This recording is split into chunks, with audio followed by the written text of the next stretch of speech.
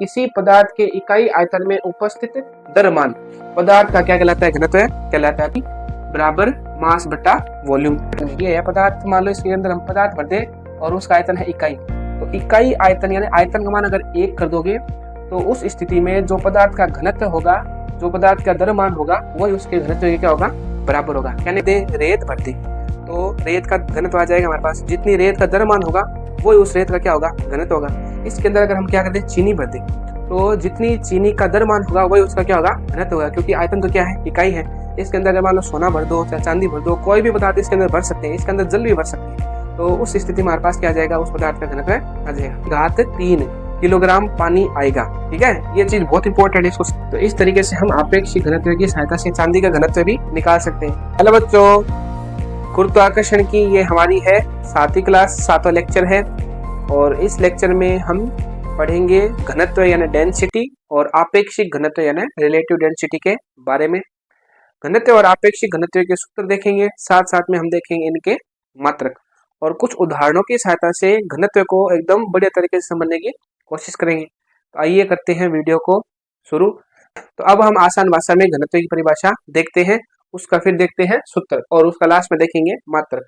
तो देखिए घनत्व की परिभाषा क्या दे रखी है? किसी पदार्थ के इकाई आयतन में उपस्थित द्रव्यमान पदार्थ का क्या कहलाता है? घनत्व कहलाता है। तो एक तरीके से देखो, घनत्व का सूत्र क्या है? पदार्थ का घनत्व बराबर द्रव्यमान बट्टा आयतन। या पदार्थ का घनत्व है वस्तु के द्रव्यमान और वस्तु के आयतन के अनुपात के क्या होता है? बराबर होता है। घनत्व को हम इंग्लिश में बोलते हैं डेंसिटी। तो इसको किससे प्रदर्शित करेंगे? घनत्व को हम प्रदर्शित करेंगे डी से, और द्रव्यमान को इंग्लिश में कहते हैं मास, तो इसको किससे प्रदर्शित करेंगे? एम से प्रदर्शित करेंगे। और आयतन को कहते हैं वॉल्यूम, तो इसको किससे प्रदर्शित करेंगे? वी से। तो एक तरीके से हमारे पास सूत्र आ गया है। ये भी सूत्र ही है, पदार्थ का घनत्व है बराबर द्रव्यमान बट्टा आयतन, और ये भी सूत्र है डी बराबर एम बट्टा वी, यानी डेंसिटी बराबर मास बट्टा वॉल्यूम। अब देखिए कि हम यहाँ से घनत्व का मात्रक लिख सकते हैं। तो देखिए घनत्व का मात्रक क्या होगा? जिस प्रकार से हमने देखा कि कोई भी भौतिक राशि है, उसका जो मात्रक होता है वो हमेशा उसके सूत्र से आता है। तो यहाँ पे जो एक तरीके से द्रव्यमान है उसका मात्रक क्या होगा? द्रव्यमान का मात्रक होगा किलोग्राम। ठीक है, और आयतन है, आयतन का मात्रक क्या होगा? आयतन होगा मीटर क्यूब। तो इस तरीके से हमारे पास घनत्व का मात्रक आ गया। घनत्व का मात्रक हमारे पास क्या आया? किलोग्राम बट्टा मीटर क्यूब। इसको हम ऐसे भी लिख सकते हैं, किलोग्राम मीटर की घात -3। तो ये चीज हमारे पास आ गई।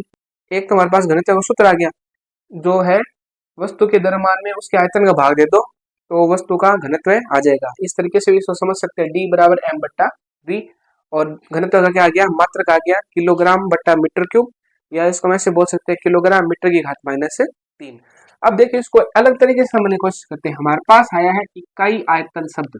ठीक है, इकाई आयतन शब्द आया, इसको समझने की कोशिश करते हैं। हमने एक लिया है घन, जिसकी लंबाई चौड़ाई ऊंचाई है 1 मीटर, तो इसका आयतन क्या होगा? 1 मीटर क्यूब।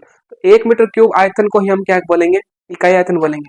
अब देखिए रोचक बात क्या है, इस सूत्र में देखो, इस सूत्र के अंदर अगर आयतन का मान इकाई कर दो, यानी जो एक तरीके से आयतन है उसका मान क्या कर दो? 1 मीटर क्यूब कर दो, तो वस्तु का घनत्व देखो किसके बराबर हो जाएगा? देखो आयतन का मान हम क्या कर दे, मान लो 1 मीटर क्यूब कर दे, यानी इसका मान 1 मीटर क्यूब है। ठीक है, तो एक तरीके से पदार्थ घनत्व है द्रव्यमान के क्या हो जाएगा? बराबर हो जाएगा। ठीक है, तो ये परिभाषा बता रही है आपको कि पदार्थ के इकाई आयतन में, यानी पदार्थ के इकाई आयतन में, ये है पदार्थ, मान लो इसके अंदर हम पदार्थ भर दे और उसका आयतन है इकाई, तो इकाई आयतन यानी आयतन का मान अगर 1 कर दोगे तो उस स्थिति में जो पदार्थ का घनत्व होगा, जो पदार्थ का द्रव्यमान होगा, वही उसके घनत्व के क्या होगा? बराबर होगा। कहने का मतलब आयतन का मान इकाई कर दो, यानी आयतन का मान कर दो 1 मीटर क्यूब, तो उस पदार्थ का जो द्रव्यमान है वही उसके घनत्व के क्या है? बराबर है। अब इस प्रकार से देखिए कि अगर इसके अंदर हम क्या कर दे? रेत भर दे, तो रेत का घनत्व आ जाएगा हमारे पास, जितनी रेत का द्रव्यमान होगा वही उस रेत का क्या होगा? घनत्व होगा। इसके अंदर अगर हम क्या कर दे? चीनी भर दे, तो जितनी चीनी का द्रव्यमान होगा वही उसका क्या होगा? घनत्व होगा, क्योंकि आयतन तो क्या है? इकाई है। इसके अंदर अगर मान लो सोना भर दो, चाहे चांदी भर दो, कोई भी पदार्थ इसके अंदर भर सकते हैं, इसके अंदर जल भी भर सकते हैं, तो उस स्थिति में हमारे पास क्या आ जाएगा? उस पदार्थ का घनत्व आ जाएगा। तो आसान भाषा में समझने का तरीका यही है कि आयतन को कर दो इकाई, और पदार्थ का जितना द्रव्यमान है वो उसके घनत्व के क्या हो जाएगा? बराबर हो जाएगा। कहना मतलब इसका मान तो 1 हो जाएगा, और पदार्थ का घनत्व द्रव्यमान आपस में क्या हो जाएंगे? बराबर हो जाएंगे। अब देखिए हम देखते हैं आपेक्षिक घनत्व, जिसे हम कहते हैं रिलेटिव डेंसिटी। तो ये भी बहुत आसान भाषा में इसको समझ सकते हैं। देखिए किस प्रकार से, किसी पदार्थ का घनत्व और 4 डिग्री सेंटीग्रेड पर पानी के घनत्व के अनुपात को आपेक्षिक घनत्व कहते हैं। तो एक तरीके से आपेक्षिक घनत्व भी किसी पदार्थ का निकाल सकते हैं। ठीक है, मान लीजिए हम यहाँ पे लिख सकते हैं कि पदार्थ का आपेक्षिक घनत्व बराबर पदार्थ का घनत्व बटा 4 डिग्री सेंटीग्रेड पर जल का घनत्व। अब बच्चों ये जो मान है 4 डिग्री सेंटीग्रेड पर जल का घनत्व, ये मान तो एकदम फिक्स है। इसका मान होता है 10 की घात 3 किलोग्राम बट्टा में मीटर की क्यूब। ये है जल का घनत्व, ये तो हमें याद रखना ही चाहिए। अब यहाँ पे 4 डिग्री सेंटीग्रेड क्यों लिया गया है, क्योंकि कोई भी चीज आपेक्षिक में निकालते हैं तो उस स्थिति में एक को मानक लेना ही पड़ता है। तो हमने यहाँ पे जल को क्या ले लिया, मानक ले लिया। और वो कौन सा जल है, 4 डिग्री सेंटीग्रेड पर जल का घनत्व है। और 4 डिग्री सेंटीग्रेड पर जल का घनत्व होता है सबसे ज्यादा। ये रोचक चीज है। ठीक है, एक बार के लिए हम समझ सकते हैं कि आपेक्षिक घनत्व का सूत्र किस प्रकार से आ रहा है, पदार्थ का घनत्व बट्टा 4 डिग्री सेंटीग्रेड पर जल का घनत्व। तो अगर किसी पदार्थ का घनत्व हमें दे रखा है और 4 डिग्री सेंटीग्रेड पर जल का घनत्व का मतलब 10 की घात 3 का भाग दे दो, तो उस स्थिति में हमारे पास पदार्थ का आपेक्षिक घनत्व आ जाएगा। ये चीज हमें याद रखनी है, 10 की घात 3 किलोग्राम बट्टा मीटर क्यूब। अब देखो इसको और इसको हम जोड़ते हैं, यानी मतलब अगर 1 मीटर लंबाई, 1 मीटर चौड़ाई और 1 मीटर ऊंचाई का कोई पात्र है जिसका आयतन क्या होगा 1 मीटर क्यूब, तो उसके अंदर 10 की घात 3 किलोग्राम पानी आएगा। ठीक है, ये चीज बहुत इंपॉर्टेंट है, इसको समझो कि अगर द्रव्यमान आयतन है इकाई, तो उस स्थिति में इस पात्र के अंदर कितना द्रव्यमान आएगा, कितना द्रव्यमान जल आएगा, उसके अंदर आएगा 10 की घात 3 किलोग्राम जल, और वो इसके क्या होगा घनत्व के बराबर। अब हम देखते हैं आपेक्षिक घनत्व का मात्रक। तो देखिए यहाँ पे भी एक तरीके से क्या है, कोई ना कोई पदार्थ होगा उसका घनत्व आएगा। ठीक है, और 4 डिग्री सेंटीग्रेड पर जल का घनत्व आएगा, तो ऊपर भी घनत्व है और नीचे भी घनत्व है। कहने मतलब ऊपर मात्रक आएगा किलोग्राम बट्टा मीटर क्यूब और नीचे मात्रक आएगा किलोग्राम बट्टा मीटर क्यूब। तो ऊपर वाला मात्रक घनत्व वाला और नीचे वाला मात्रक घनत्व वाला दोनों क्या हो जाएंगे, कट जाएंगे। अब एक हम करते हैं क्वेश्चन। जिस प्रकार से हमें एक तरीके से क्वेश्चन दे रखा है जिसमें हमें चांदी का आपेक्षिक घनत्व दे रखा है, तो हम यहाँ पे एक बार लिख रहे हैं चांदी। ठीक है, ये तो हमें दे रखा है चांदी का आपेक्षिक घनत्व दे रखा है, वो हम यहाँ पे लिख रहे हैं 10.8। ठीक है, तो पदार्थ भी कौन सी हमारी चांदी है, तो पदार्थ शब्द की जगह हम एक बार चांदी लिख दे क्या, तो आसानी हो जाएगी समझने के लिए हमें।